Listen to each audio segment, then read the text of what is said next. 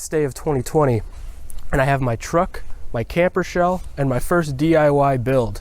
Given that this time next week I'm going to be living the new lifestyle, I want to take you through some of the challenges I expect to face and the things I've done to prepare for them. Let's take a look. So the first thing that comes to mind is how am I going to be sleeping? Me and a buddy constructed this raised platform here. It's actually made out of Amish wood and then one generic piece of plywood. It's pretty heavy. It brings my gas mileage down a decent amount, but you know, it's worth it. We have on top of this platform a mattress, got off Amazon. It's actually pretty comfy. And then we have a sleeping roll right above the mattress. Now what this sleeping roll is gonna do is stop the heat from coming under the truck and into my body when I'm sleeping. On top of the sleeping pad, we have just a normal sheet. And then here, a sleeping bag, low temperature sleeping bag. Just a normal blanket. I've cut out these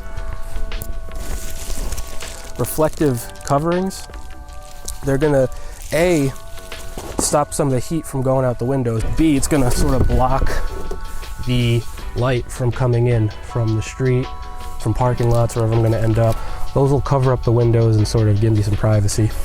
So where am I gonna park to sleep? I think that's gonna be my biggest challenge at first, is finding out where exactly that's going to be. So under this carpeting here, I've actually insulated the entire ceiling with fiberglass insulation. I think it's about an R6. I have this wood paneling, and then on top of this paneling obviously is the carpet. The nights I've slept in here so far, heat actually accumulates up here. And it gets a little colder as it gets more towards the ground. On the floor, I've insulated this too. I have this same reflective insulation, then I have carpeting.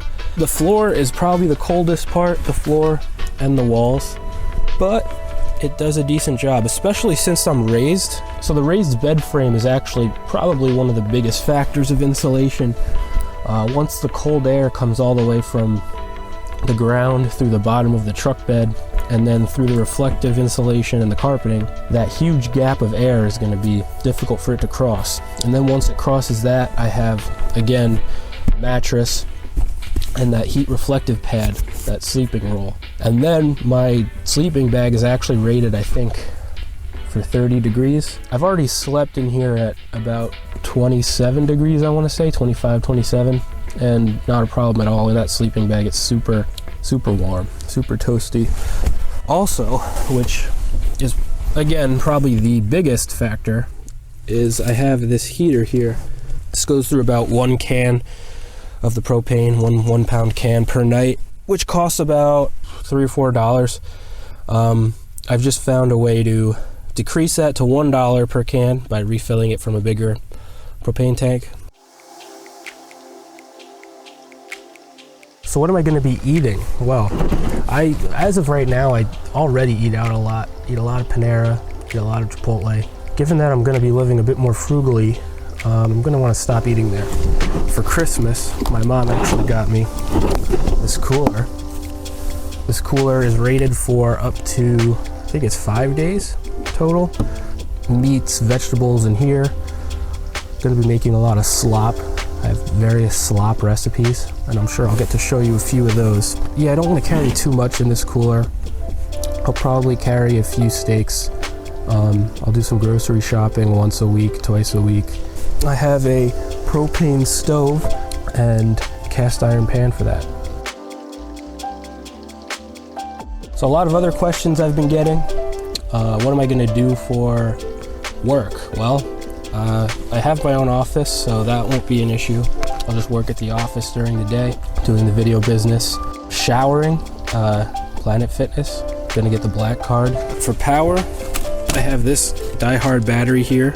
It's actually used for jump-starting cars.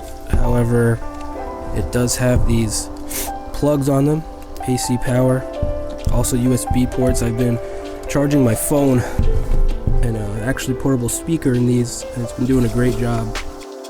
I think that covers about everything for now. I want to do a full in-depth sort of tour of the build once I get more into this. That'll probably be coming up shortly. I also have a trip soon that I'm going to be sharing with you guys with a few friends. We have a trip down to DC, and we're going to be sleeping in here most likely.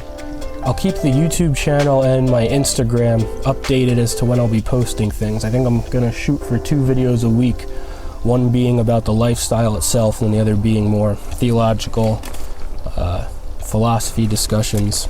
Other than that, see you on the road.